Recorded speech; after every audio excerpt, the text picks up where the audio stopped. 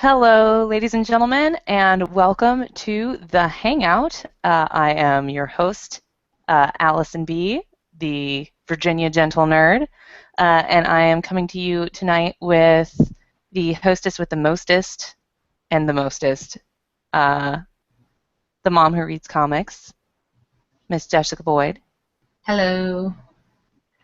Sadly, Karen D is not with us because she is finishing up her grad school fieldwork, and we're very, very proud of her and happy for her. But you still get three of us because our special guest tonight is the writer of such titles as DC's Midnighter, the upcoming Batman and Robin Eternal he is involved with, and what we're here to talk about tonight, the new Image Comics book Virgil. Happy belated birthday to Mr. Steve Orlando. Hello. Welcome, birthday boy. Yes, it feels great. I feel more dense now.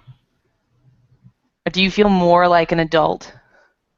Yeah, except that I write comic books, so that is always that is always sort of in the back of my mind. You don't feel too adulty. You don't feel adulty in a bad way. You feel adulty in a maybe I'm okay with getting called sir now way, but it's still when I'm in there buying Batman, so it's You always. feel like you fit the comic book stereotype more now. Yeah, I can wear a blazer at all times now that I'm 30, I feel like, and that's fine. If you want to cling to youth a little longer, start doing the vest. I don't know if I can pull that off, but I'm willing to try. So check in with me at New York Comic Con. I may have. I mean, if Art and Franco can wear those vests, I can certainly wear a vest. You know what? So long as Walt and Wheezy Simonson are still going hard in this game, like I feel like it's no holds barred. Like you can go as long as you want. I'm gonna So try to. we are very, very happy to have you back with us. This is your second, third time? I Second? think it's my second Image appearance. We had a mysterious DC appearance earlier, so it's my third overall. So your third overall. Welcome to a very special club of people who continue to tolerate us. So you have a new book coming out from Image. Why don't you give us sort of the elevator pitch? Who are you working with? Where did it come from? What can people expect? So Virgil is it's a queer exploitation graphic novel. So for people who read Midnighter, this is a logical through line for those readers. It's about an outed cop in Jamaica fighting his way across the island to rescue his man. And like all my books, it's basically me rewriting Die Hard with a different set of characters. And so Virgil is a man who, thought he had power, thought he had safety, hiding behind a gun and a badge, but just one slip up in his life changes it completely. And when his own precinct attacks him and kidnaps his boyfriend, he's going to be out for revenge. And the book to me is sort of my take on the Shaft, the Across 110th Street, the Sweet Sweetback type of blaxploitation era movies, the Grindhouse era movies, but with updated with a powerful gay male lead. So for people who read Midnighter and wanted more punching out of me, this is where to get it, at least in September. And you're in Jamaica, a place that we haven't really gone in comics a lot yet, so that's also very exciting to me. I'm working with J.D. Faith, who did Murder Book with Ed Brisson, who did a wonderful webcomic right now, is doing a wonderful webcomic right now called Just Another Sheep. He is someone I met on an anthology called Nobody's Volume 2 from Drawmore Inc. And it was an anthology that was created so that we could sort of have something to give publishers and find more work, and it worked because we got our comp copies and decided we wanted to work with each other. So JD is on it. Chris Beckett, who did Smallville at DC Comics, is doing the colors and developed the coloring style with Chris. And then my overall production wizard and German wonderkin Thomas Maurer is doing our lettering and design. And he has frequently saved me and made me look like I know what I'm doing on any other books that I've done, including Undertow, including Outlaw Territory. If you've read a book from me, it's probably been designed by Thomas, so he's pretty fantastic. That is fantastic. That sounds really good. But I guess for people who aren't as familiar, and I think you've already touched on this, do you want to go a little into specifically the sort of the nodes you're trying to hit with the phrase queer exploitation? Like, in a larger sense, what does that mean for this book? Well, we're doing our take, we're doing our take on the idea of exploitation fiction. So it's raw, it's primal, it's lo-fi, like Sweet Sweetback was made for like the cost of a Big Mac today. And it was made because it was a story that Melvin Van Peebles just had to tell. And so we certainly cannot pay JD and Big Macs, but we are still making a book that is just sort of this raw expression of unrest and sort of the struggle of a culture worldwide, but with a lens on Jamaica. And the book is set in Jamaica, but the narrative could be anywhere. It's the reason I came to that area is because a big part of exploitation fiction is using a common medium, in this case action genre, the action genre, to talk more about like a serious struggle that a community is going through. And so, in the 70s, it was John Shaft talking about what the African American community was going through by way of this sexy private detective. Virgil is doing that for the queer community. It's doing that, and analyzing especially the struggle that this push and pull against traditional masculinity. And we're doing it in sort of a raw and unabashed way that is also a throwback to that type of genre, like the sex is raw, the violence is raw, and what I mean by that is that it's not ashamed of itself. It's very frank, and there's no second guessing it, and that's what we're doing. It's bold, and it doesn't really care if it offends the right people, and because I was asked when I was doing an interview for this book somewhere, like, oh well, what about people who are what about the anti-gay groups? How will they feel about this book? And I was like, I don't give a fuck. Like, and that's sort of the idea. Like, the queer community deserves these powerful heroes, and it deserves like disruptive fiction, and that's what we're hoping to do. With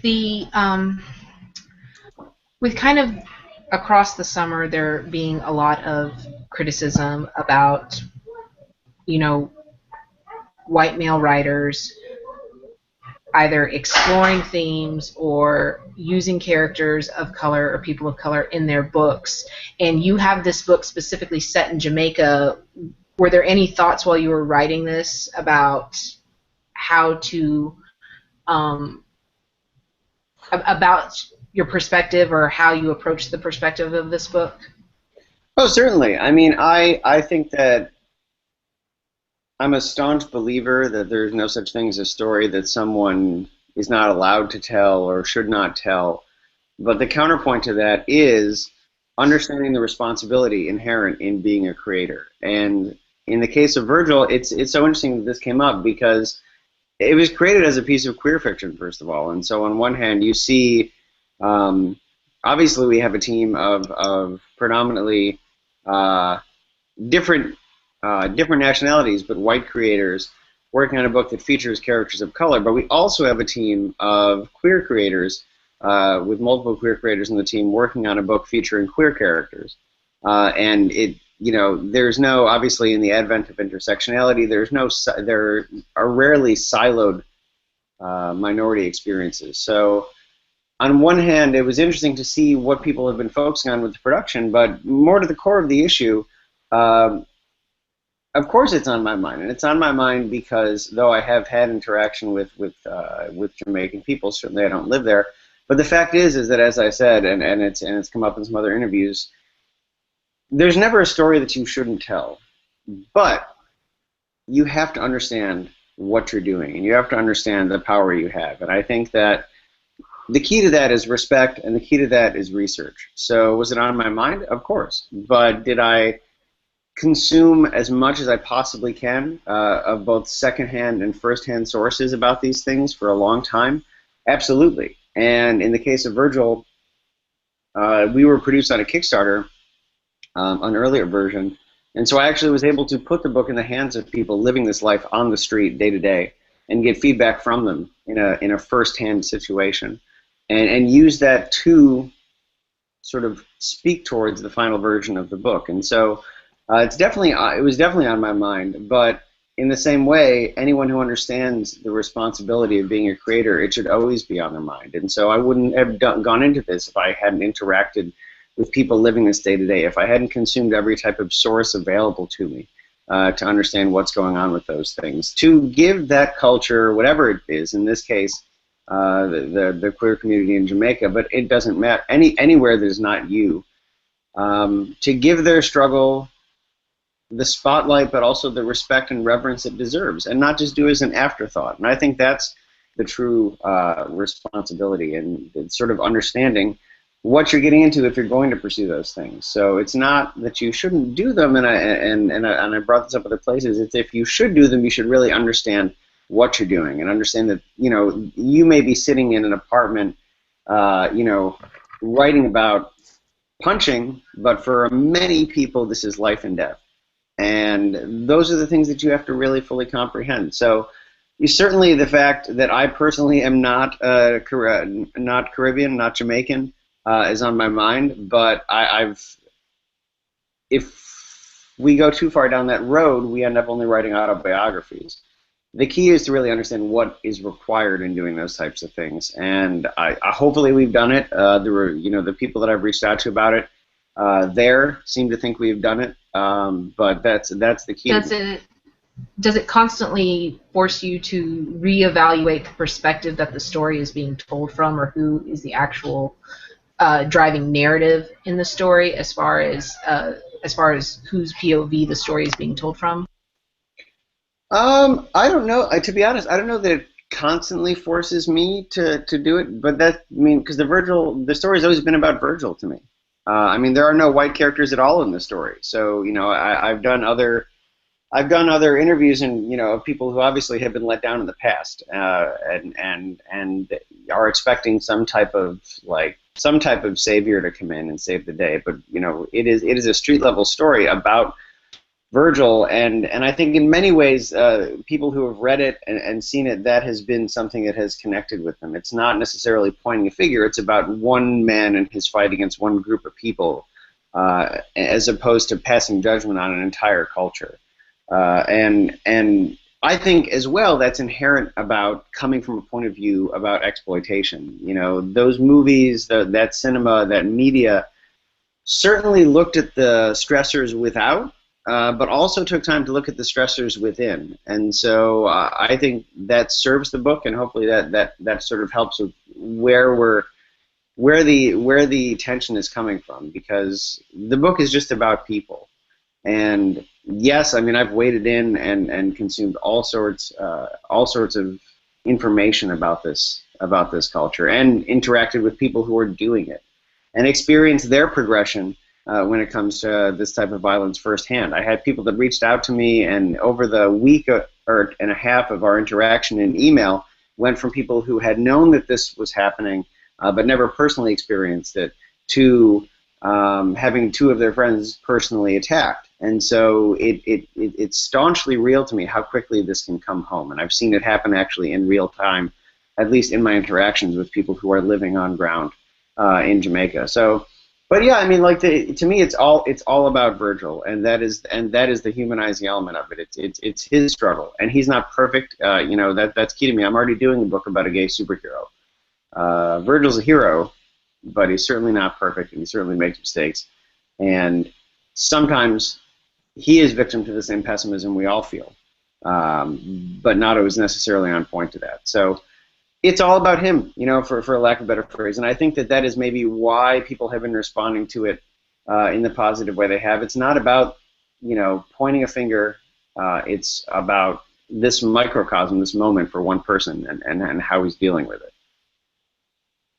On a violence level. Oh, sorry. I was actually going to, there's a couple other books, one of them at Image, out right now, sort of in the exploitation vein. Kelly Sue Hispich Planet out. Alex DeCampi has her Grindhouse book that she's done. It seems like, and there's a lot of interest, obviously, in both of these books. What about the exploitation sort of wrinkle in any genre? Because exploitation isn't necessarily a genre on its own. It's sort of like something you tack on. Like you said, you're doing style. Yeah, you're doing like a Die Hard type story with an exploitation sort of veneer on top of it. What about that do you think is, you know, what does it allow you to do as a storyteller, and what about it do you think is attractive to audiences, especially in the comics medium? I think in the case of Bitch Planet, and hopefully in the case of Virgil, I think it's the honesty. Like there's I But can't. it can be ugly though. Like some of Of it's like course. No, I mean certainly, but I think that it can be ugly. But I think, and when I mean honesty, I more mean like I feel like it comes from a point. Um, sometimes emotion and sort of unfiltered passions are ugly, and so I think there's aggressive purity to the style that I think especially now, with how many times people have been let down when it comes to especially representation, that it appeals to them. They don't want to wait for a bunch of half measures. They want they don't necessarily want a measured rational response. They want a real response, and I think that is what in general connects with people about this style. Because sometimes in the heat of the moment you just feel the way you do, and there's a lot of that I think that goes into exploitation cinema. And I think that for whatever reason right now, that is connecting with a lot of people. The violence level within the book, is that something that you feel is that something that drives the story, or is more just the result of the story that you're telling? I think, there is. It'll be interesting to see how the violence plays out. In some ways, it is not as madcap as other books I do, but there are some things that happen in it, certainly. Um, I think that it is a story about sort of lashing out, and sort of asserting power over structures, and so there's always going to be an inherent violence in it. But it's not necessarily a story about violence. As I did in more and more interviews and talked it out with people, it's really a story about power. And so, yes, that is connected, but it's, Virgil himself thinks, as I said, I quickly said at the beginning, as the story starts out, he's hiding behind traditional symbols of power. He has a gun, he has a badge, he's outwardly very traditionally masculine. Uh, certain representations of power kind of come with an inherent link to a kind of violence. of course, and once he becomes, once he's outed, once he becomes his true self, is where he actually gains power. But I think that is, as you said, like you can't ignore that, a gun is not a paperweight. And so there are inherent violent connotations to some of these symbols, and also you're dealing with what is often an animalistic and aggressive response. So many of the interviews I've done have talked about sort of traditional masculinity. Why is it threatened by gay sexuality? And it's because it is on the defensive. And when you have something that's backed up against the wall, of course they're going to respond aggressively. Of course they're going to respond violently. And I've done a lot of thinking about it and research about it, and when you have something that has so many rules, when there are so many tenets, it becomes a house of cards. And so you have a character like Virgil that is going to elicit a visceral response from these people, because especially in being a bottom, he in many ways is the ultimate inversion of traditional masculinity. Well, and it's funny because so many expressions of like there's traditional like expressions of gay sexuality like from a pop culture standpoint, like going back into the 60s, that are hyper masculine like in their expressions. So it's interesting that you would choose to sort of like like subvert that with this character. Well, he is in some ways masculine, and yes, there are certainly those depictions, but probably not. I would have to know exactly what we were getting into, but most of most depictions in general, and this is something we mentioned in Midnighter too, don't actually go into, for lack of a better term, the mechanics of gay sexuality. And so there is perhaps two masculine men standing next to each other, and grunting in love, but we definitely, hopefully, with the book, and it's a big part of what I hope to do, and try to do in all my stuff, is own these things. There's nothing. You are no less of a man, if you're a bottom, if that's important to you, and um, it's it's a deep hole to go down, because there's even within the community you have people, that are things that are more gay and less gay, but it really is all. Those are all meaningless things. But it's all a way to quantify and give different levels of value to things that we're just trying to shatter with the book, because they're not real and they're not important, and all it does is sort of give people more reasons to feel lesser when they shouldn't. I know I've asked you variations of this question before when you've been on the show, but I have to keep asking.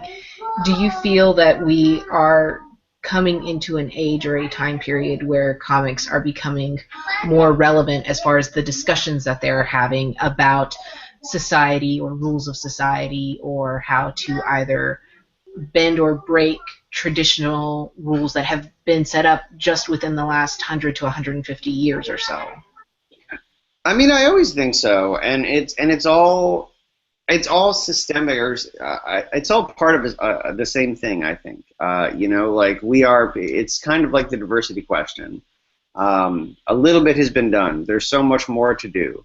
But once you start wading into those waters, obviously those conversations have to be had, because you are giving faces and voices to things that are not the establishment, things that are not the mainstream life. Lifelines, the mainstream type of heroes that we have, and so it forces those conversations if you do it well, and that is sort of how it's connected to the other question about why can certain types of creators do certain books? Yes, as long as you are, just like having a conversation, as long as you are culturally literate enough to do that, and so.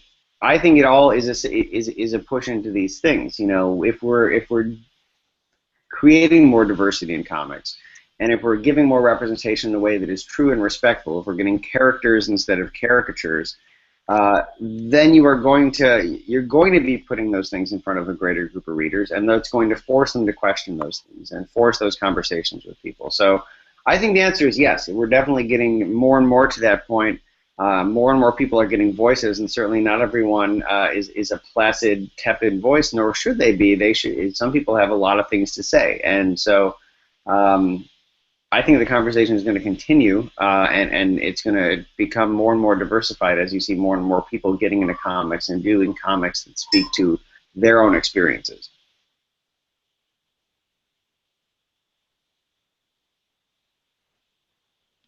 I think Jessica's on mute, but she is sharing a link to the Virgil OGN. Uh, can you tell us a little bit about the art, and like what you feel Faith's art adds to the story? Like what made you want to work with him specifically? Like what about his style, and like the relationship to art and color? Like what is it gonna bring to people who aren't familiar with his work?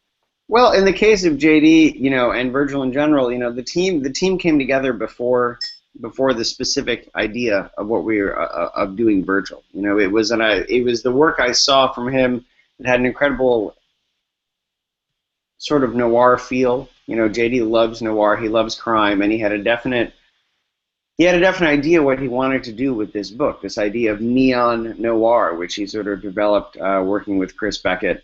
And JD gets emotion, he gets grit, and he gets a sense of place, and those are all things that I think are super important.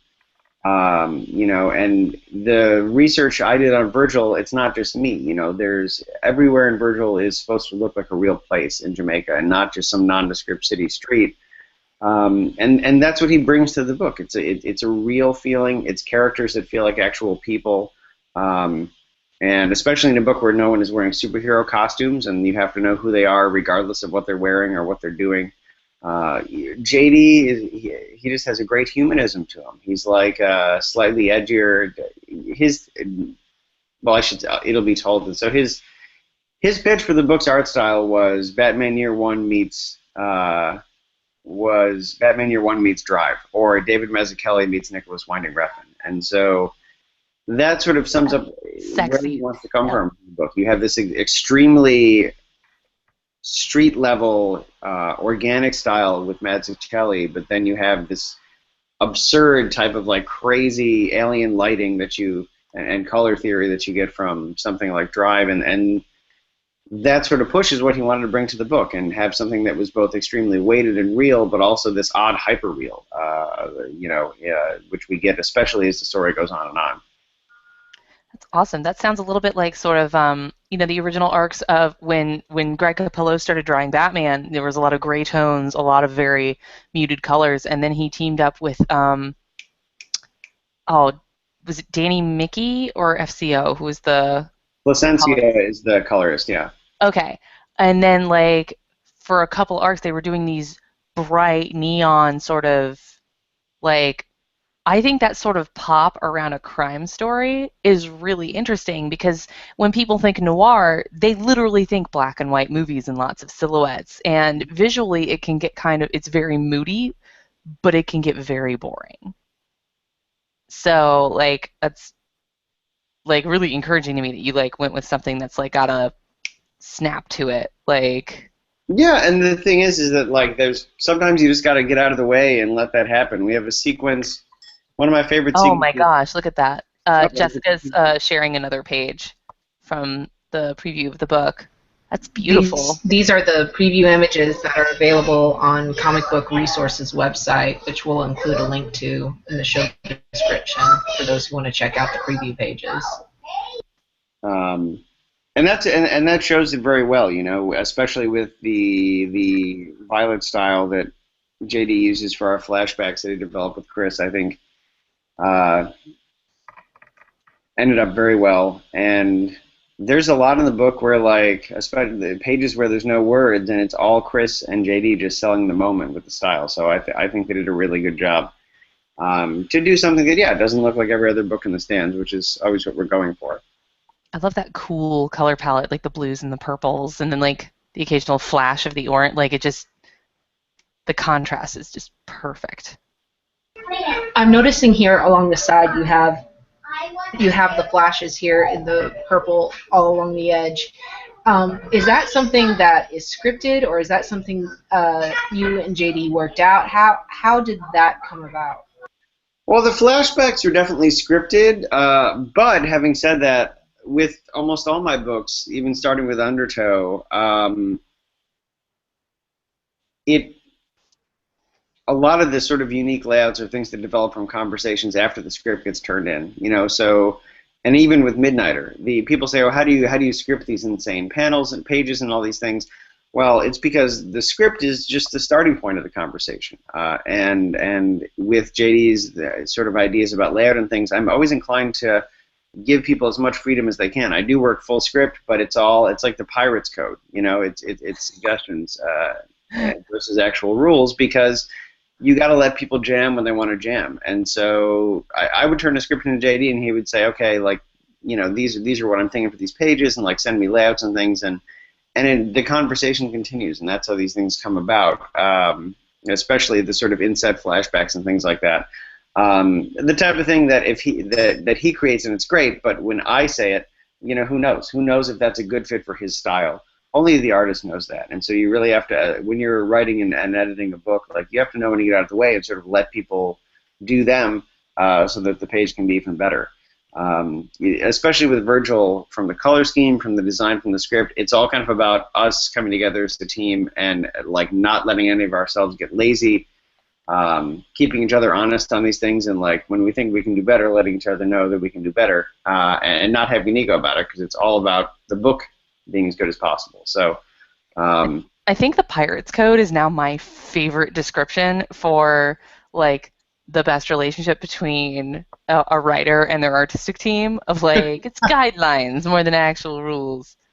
Like I we've honestly never had that level of descriptiveness for that relationship, but many people talk about it that way, that it's like, oh, well, I start with one thing and then, you know, my artist and my, it goes through a process and someone's like, oh, well, what if we do this? And I'm like, oh, yeah, no, sure, do that. That's way better and gets my idea across in a stronger way. Like, I think it's a better way to characterize the collaborative relationship. The Pirates Code has become so wonderful for explaining things in the past 10 years. For a minute, I went to take what you can, get nothing back, and I was like, no, that's not right. That's student loans. I don't. That's not the one. But no, that's so cool. Like this, it sounds like you've had a lot of fun, like working on this book. I mean, it has been. I like. I mean, I like writing about people punching other people, and that happens a lot. But Spoilers for your personality. yeah, if anyone Because knows. you're also like one of the gentlest human beings ever. Well, you've never seen me when I'm like blocking on a pitch and things like that. But I will take that description. I certainly wasn't like doing cartwheels around the house because I couldn't make any forward progress on this pitch before this show. I will not. That was not the case. Mostly harmless. The meat is very tender in my house. Like I buy only low-grade beef, but then it becomes extremely delicious after I'm done scripting a book. But yeah, I mean, working with JD is great because he has real and great ideas, and the book would never have looked like it does or been what it is without him. And it's not just him; like that goes for every person on the team. And without being like too corny about it, like especially on creator-owned books, like everyone has to know that they have worth and are really contributing instead of just like having it just be a job. And I think that makes regardless of what it is, it makes all the work better when people really think they have a real contribution, as opposed to just like cashing a check or something like that. On creator-owned, I think it has to be definitely something more because we're all sort of in it and risking it together. And I think the payoff is huge. Let's see. I'm going to switch gears for a minute. Not that like I could talk to you for another hour about Virgil specifically, even though I know it's coming out in a couple of weeks and I can just read it. Mm-hmm. We've got people tweeting questions. Okay. So I'm going to throw some questions at you. This first one is from our friend Mike Garvey, Avant Garv, our favorite Australian. He wants to know the character or book that you would love to write but haven't had the chance yet. So I'm going to assume he's talking about licensed characters, since obviously with creator-owned stuff, you made something up with Virgil and clearly. Yeah, well, I have always wanted to do like a really weird psychosexual adaptation of Tarzan that I would never get allowed to do, but I would. Hey, you can try pitching it to Dynamite. I mean, they've been doing some new things lately. Well, or kickstart that stuff, man. Like, oh Yeah. my god. It's just That is in the Creative Commons now, isn't it?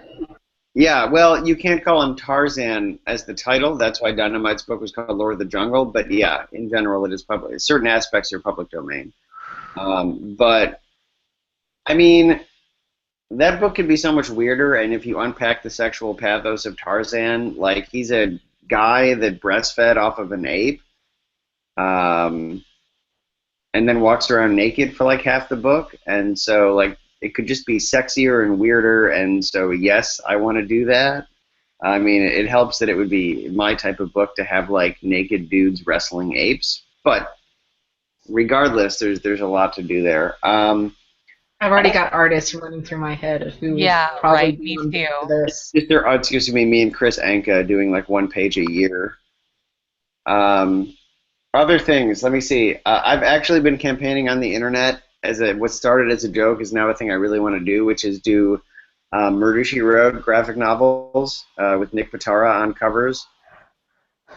Oh my god, just be so amazing. I could get my mom to read that. And Pitara will do covers. He has drawn Jessica Fletcher for me. So I spent way too many summers binge watching like on USA Network because they would show so many episodes a Yes, day. my mom used to make me watch it with her because it was a show she liked. I would watch it and then go write my own mystery fiction after watching it. It was just it was a mess. Oh, All you have to do is watch the Magnum PI crossover and just yes. watch Tom Selleck's mustache and short pants and how irritated he is by Jessica Fletcher, and like her knowing glares are what make that. Angela Lansbury's knowing glares tend to make a lot of things. Yeah, I could just watch a show where she condescends someone all episode. I mean, It's like I love Charles Dance because of just his facial reactions to people. I could remember at the beginning of the Imitation Game, he spends about 20 minutes wanting Benedict Cumberbatch out of his office. Like, disdainful glares from British people. it's not just British people. I recently rewatched Wet Hot American Summer, and to me the funniest things in that movie are just watching Janine Garofalo look at other people. I want to meet her now. That's my goal. We've got another question. Okay, I have to run and turn a light on in this room so it doesn't look like I'm coming to you from some type of cave. I will be right back. From the basement that you've been chained in. Okay. See, that was awesome. Almost nothing. I'm back. So the next question is from our friend Teeny Howard. What is a good drink to pair with my Virgil reading? It's got to be a classic cocktail because you need Jamaica rum for that. Or excuse me, a classic daiquiri, which is a classic cocktail, which uses Navy Strength Jamaica rum. Specifically, I would recommend Smith & Cross rum. And it's very easy. You just need simple syrup, fresh limes, and rum, and you're good to go. And that is unquestionably what you should do. My husband, growing up, worked construction with his dad. His dad's a contractor and had a construction company. And they have both told me lots of stories about these. They had like a group of like 4 Jamaican dudes, like Jamaican natives who had moved to Hartford, Connecticut, and worked with them, with their company. And one Christmas or holiday, one of the holidays during the year, they went home and visited their families, and they came back, and they all brought Jamaican rum to give out to all of their American friends. But it wasn't like store-bought rum. It was like, we probably made this in the back of. It was possibly made in a basement, and it will put you on your ass for 3 days rum, and. What they just put like a little skull and crossbones on the bottle, and then they just wrote Jamaican death rum on it. And they were like, "Merry Christmas" or "Happy Easter." I rather want that now. I've never been allowed to try it. It's been a while. But yeah, I mean the existence of it is intriguing. I'm going to ask about that, see if that can become a thing by September, and I'll pair that with my reading experience, and I'll let you know how it goes. You'll love the book and anything else that happens in that 2-hour period. Right? You'll sign up. I really liked the part where the elephants marched through, and you're like, there weren't, no, what? You will subscribe to the WWE Network. You will have subscribed, who knows what you will have done. I have a random question that's probably something super simplistic, and maybe you've answered it elsewhere. Why the name Virgil? And I ask this because I'm a classics nerd, and I've read and translated the Aeneid 6 there might be times. something to that. So why the name Virgil? It's a combination of the fact that it's not necessarily the Aeneid. It's actually Virgil and the idea of the journey in Dante. Okay, so you're in with the Inferno. But it is a classic Virgil either way. I dig. Is there a specific setting within Jamaica? Is there a specific city this takes place in? It is. I mean, it is ostensibly in Kingston. There are things that happen outside of that, but there is. Is it mostly confined to Kingston and the surrounding areas of Kingston, or does it there are beach houses and things that you will see as the story goes on that are a little bit of a drive away, but we're mostly exploring Kingston. That sounds really cool. The geography major in me is like now exceptionally curious, while the queer person in me was already sold. Um, I think it's time for us to bounce over to picks of the week. Um, I'm gonna go first just because I've been traveling all week. I left town on Tuesday, so I didn't get my comics. The only thing I've read that came out this week was the first part of Bombshells, so I haven't read the second two parts. So that's my pick of the week is Bombshells. By It's a good pick. Marguerite Bennett and Marguerite Savage, and they were fucking made for each other. And like, I knew it was a Marguerite Bennett book the minute I opened it, and before the end of the issue, it was like lesbian couple, like nesting. So it's got everything. I'm not a baseball fan, and thus I was when like the bombshell versions of Batwoman, who is my girl, came out. I was like, baseball. But then like with the way that they've done it, like, Baseball, Batwoman is awesome. it's a Don't you funny dare. pun, but at the same time, I had forgotten about the historic origins of women playing baseball, of the fact that the men left for the war, and thus I've never seen A League of Their Own. Shame on Sorry. you. Shame on you. Baseball is fucking boring. Yeah, but I say there's no crying in baseball all the time. I just said there's no crying in other things. Yeah, but no crying in baseball is probably the League of Their Own quote. I know, that's the line, and I've heard it 1,000 times, so I'm like, oh, well, why do I need to see the movie? Anyway, the fact that, and I guess spoilers if you haven't read the issue, they end the issue with, like, Amanda Waller landing on the roof. Like, I was just like, this is the greatest thing that ever happened. This is the book that we both need and deserve. I'm so, so happy with this book. I've flipped through the other two issues. The second installment, because the print version has the first 3 issues in it of the digital. It's a digital first. Why are you not reading this digitally is what I want to know. I bought them both. I bought them both, but I didn't have time to read them because I was dealing with shit the last couple of weeks. I couldn't get away with reading comics in the middle of my work meeting where like my boss and then like the head of my Texas affiliate are like sitting on either side of me. Like they totally notice. But yeah, the Makes second story, my Saturday. the second every story Saturday. is I was flipping through it and it's the classic Wonder Woman origin, like the classic Wonder Woman meeting Steve during the war, which I am such a sucker for. I love it. And then the third one is a new twist on Courtney and Kara, better known as Supergirl and Stargirl, who are now, living in a Leninist Russia. Stalinist, I guess, by this point. When did Lenin die? 30s? Yeah, no, it's Stalin Russia. So it's Stalinist. So Stalin's taken over by now. So, but yeah, so that's amazing. And then I know it came out a couple weeks ago, but the Tara issue of The Wicked and the Divine fucked me up, like really bad, in a good way and also a bad way. So I just wanted to talk, like, I wanted to bring it up because first, Tula Lote's art was perfect. Like, I don't think anyone else could have actually drawn this issue. And secondly, it very much encapsulated a very salient, important topic in terms of the way we interact with each other, which can probably be summed up with the sentence, you have no idea what people are going through. Try to be kinder. So, yeah. Otherwise, I haven't had time to read my comics. Sorry, but I caught up on the previous month that I was behind on.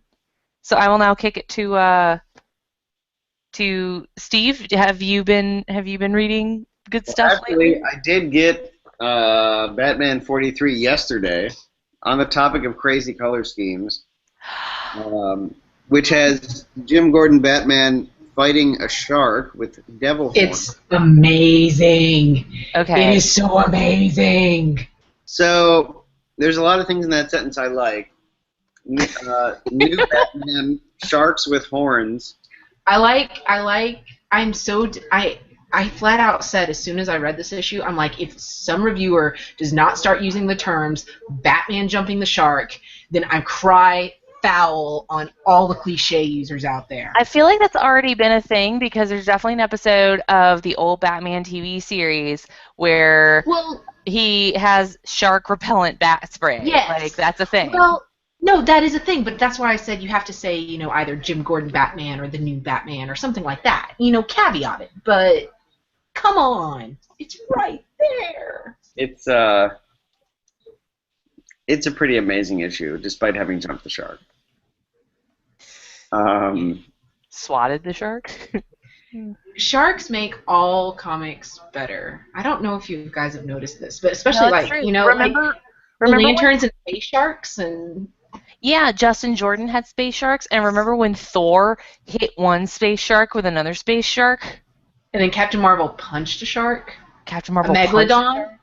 Oh my god. Megalodon. And it was two Captain Marvels, because it was Captain Marvel and then Monica Rambeau, Captain Marvel. Yeah.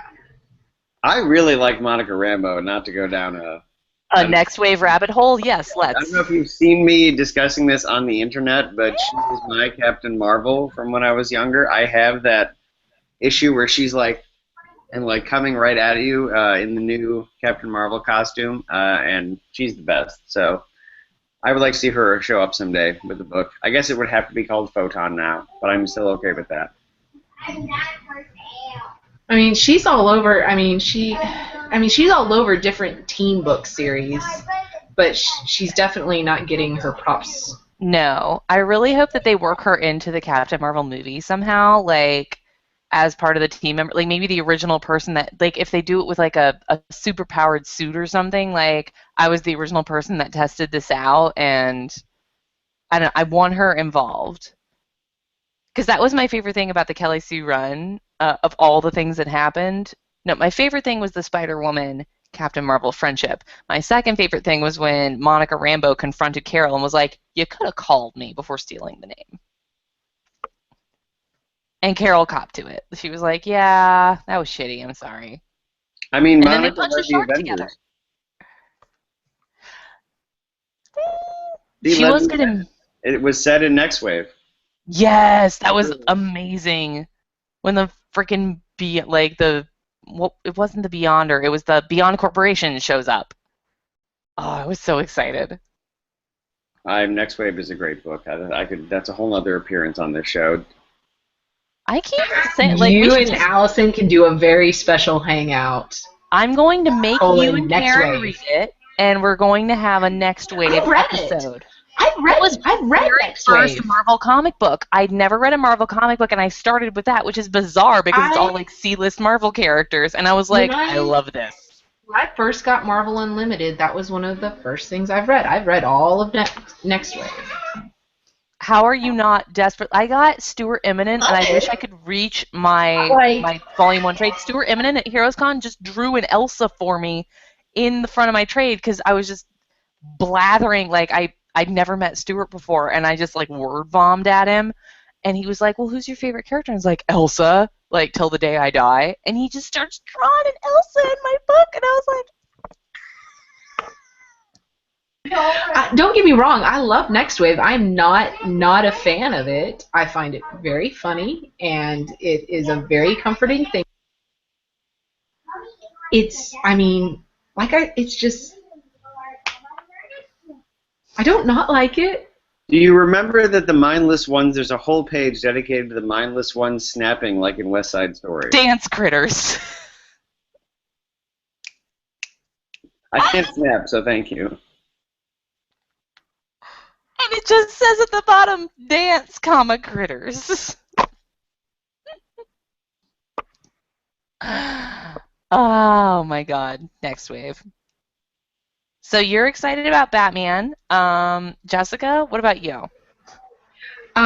Well, so Steve talked about Batman already, so I guess I will, and I already I talked about Star Trek Green Lantern on Funtime Comics with Mike Garvey already.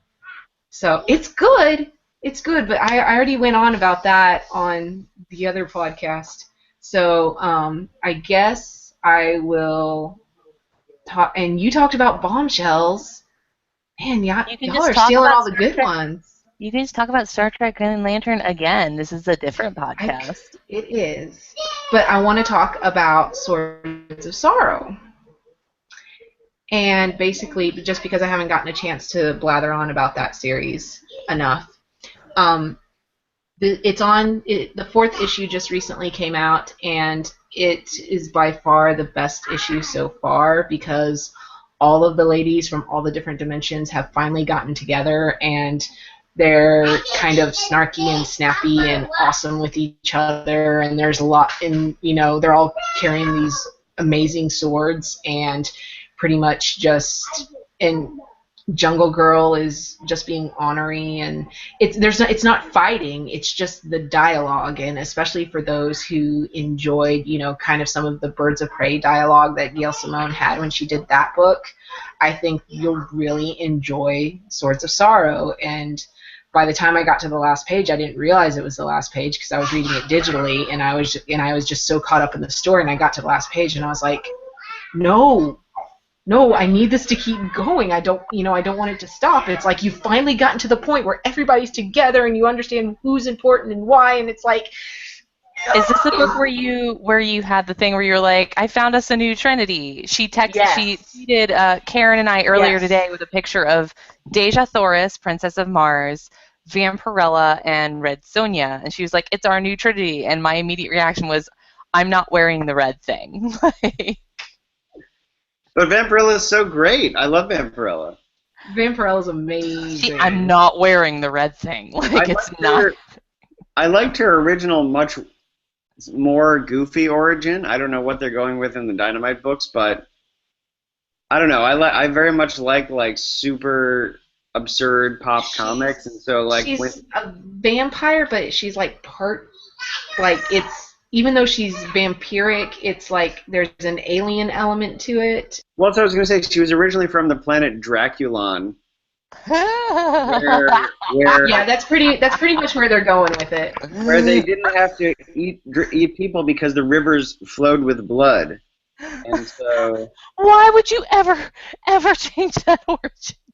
And that's so crazy, and I love it. There was a period of time where they revealed that she was like Dracula's daughter or something. I feel like Gary Oldman is for real from the planet Draculon. Well, yeah, Pharrell, Gary Oldman, and Paul Rudd are all vampires. They have another character who's the daughter of Dracula. They have Ava, and she is the daughter of Dracula. She is not Vampirella. She is someone else.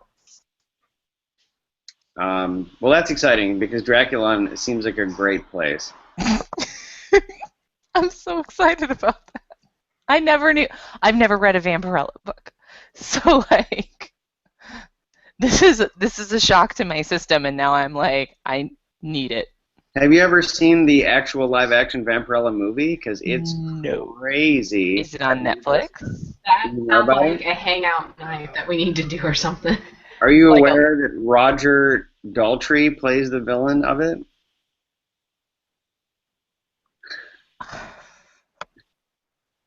That is so awesome.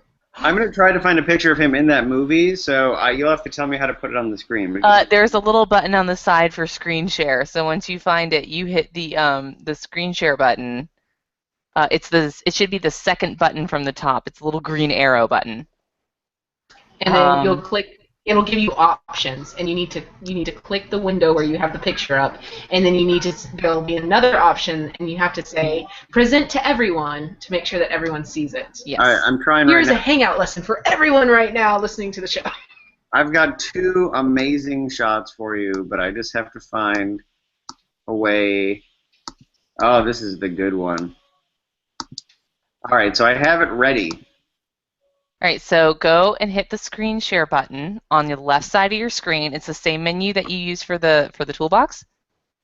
Sorry, people listening, you're now getting, you actually know you all need coaching on Google Hangouts because everyone that comes on the show, we have to walk through Google Hangouts. So public service is what we're doing right now. So hit the little green arrow button. It's like the time we taught people how to use Previews World website. Yeah, it was helpful. Oh, does he have it? Jessica, you're in control of the select screens. Yeah, I've pulled it up. He's got it, and it is amazing. Oh my gosh. Shut up! It I looks will. like it. Oh, it went away. Don't worry, I've got another one. Hold on. It looked like the Joker. Yeah, it kind of did. I'll never be able to listen to the Who the same ever again. Oh my gosh. Oh my gosh. That is He's amazing. trying to be Christopher Lee and failing. He's failing hard. But it's an amazing fail. It's the kind of fail you want to watch on repeat. I can't believe you guys didn't know about this. No. Shame on me. This is now a project. See, every time you come on this We show, must you enrich my all. life a little more. The last time you came on the show, I bought the Wednesday Comics book.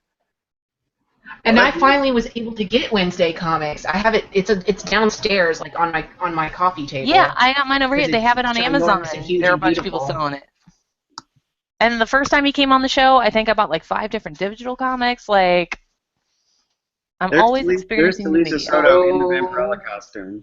So That is they didn't awful. do the That is a regular hot costume. mess. That's so disappointing. I don't think they. Well, the problem is they can't. That costume cannot exist in real life. Yes, it can exist in real life. There's body tape for a reason. Come on. It's like Talisa Soto. Let's talk about your career. You played Vampirella and Katana in Mortal Kombat. Is she the Ray Park of female ninja actresses? I would probably rather see Ray Park wear this outfit than her. I would also rather see Ray Park wear that outfit for very specific reasons. All right, I'll get rid of her now. We don't need to subject the viewers to this anymore. No, it's well then we should probably bounce to picks for next week. I'll rattle through mine quickly. Black Canary number 3. Black Canary continues to be one of my, along with Midnighter, it's like one of the most stylistically strong new DC books, and I frickin' love it. Like, and I That's also loved, by the perfect. way, in Midnighter number 3, when in the girl's bedroom she has the Black Canary poster on the wall. Yes. Totally noticed. Also excited for the next issue of Manifest Destiny from Chris Dingus and Matt Roberts, because Lewis and Clark are cool, and that book is weird, and there's nothing else like it. And then on the Al Ewing front, I'm really enjoying the Secret Wars tie-in, Captain Britain and the Mighty Defenders. And also the final issue of Loki, Agent of Asgard. I have loved every minute of the Loki book. It hasn't quite risen to my expectations as far as what I wanted from the whole shape-shifting, gender fluid element, but it has been a very like awesome meta commentary on storytelling and stuff like that, and like Verity Willis is a cool character. So mourning the loss of the book, Lee Garbet's art is flawless. So also Verity Willis looks a lot like our friend Andrea Shockling, like a lot like Andrea. So that's a fun read. So those I are know my picks. Andrea was at Image Expo with me. Andrea is wonderful and awesome and is now with us on the East Coast. She's now a Pennsylvania resident. So she's mine now. And I'm excited about it. My pick for this coming week is Welcome Back from Chris, Boom Studios, and I've spoiler, I've already read it, and it's amazing and it's awesome. And the last page reveal just made me go, what the heck? Need the next issue. And the first issue is just coming out this week. For those who are not aware, Welcome Back is about these warriors who basically are reincarnated when they die, and they're constantly fighting and trying to kill each other. And then as soon as one of them kills the other one, they commit suicide in order to go hunting after each other again. And there's a mystery involved in that. You don't necessarily understand why this is happening, or what put this all into motion to begin with, but that's obviously something that's going to be explored through the story. So it sounds like True Romance meets Highlander. Yes. Which sounds exactly like something Chris Sabella would do. It's pretty awesome, and the art is just absolutely gorgeous. It is so ridiculously gorgeous. I cannot recommend Welcome Back enough to people. So, Steve, what are you looking forward to? If not necessarily next week, then like just stuff you know is coming. I think it's out next week. Martian Manhunter #3, which I also have read and is crazy. Full confessions, you may not know that Martian Manhunter is my favorite character ever. So I was very excited that Rob is doing a book, and the book is great. I think it has the right amount of strange for a character that is kind of like strange Superman. And I love the Mr. Biscuits character, and he gets a lot of play in issue 3. So I think that's out next week, and I'm very excited for it. I also would recommend in general, since I've never put this on a podcast before, if we're talking about awesome comic things, are you either of you Judge Dredd readers? Never got into it. Sorry. I tried because like I know didn't Garth Ennis write a run of Dredd? Have you seen the pun that I just shared? Gaze into the fist of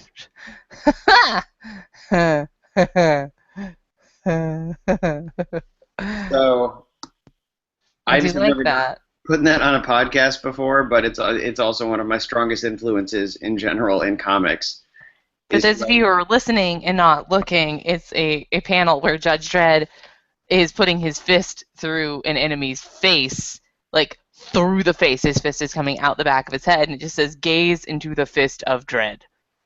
One of the greatest. But anyway, other things that are coming up that are good. Martian Manhunter is very good. I'm excited to see Barbarian Howling Commandos too. I hate to say it, I don't like to give Frank Barberi credit for anything, even when he deserves it, especially when he deserves it. But I think Howling Commandos is like a perfect book for him, and it's going to be super awesome. So I'm very excited for that, which is coming out not next week, but pretty darn soon too. And any sneak peeks that I've seen are certainly off the record, but pretty kick-ass. So I'm pretty excited for you guys to see that. Sweet. Well, that's a diverse list of recommendations. Anything else that you want to like plug while you're on here? Like, what's the release date for Virgil #1? Virgil is out. Well, it's in a graphic novel, so it's all out on November. Volume 1, rather. Yeah. Not November. That's not a date that is next to this one. September 9th. It's out September 9th, which is the same day as Midnighter 4. So for people who want queer comics and punching in the same day, you can get it all on September 9th. You can get Grayson and Midnighter going to Russia. You can get queer exploitation comics with many people's faces busted open.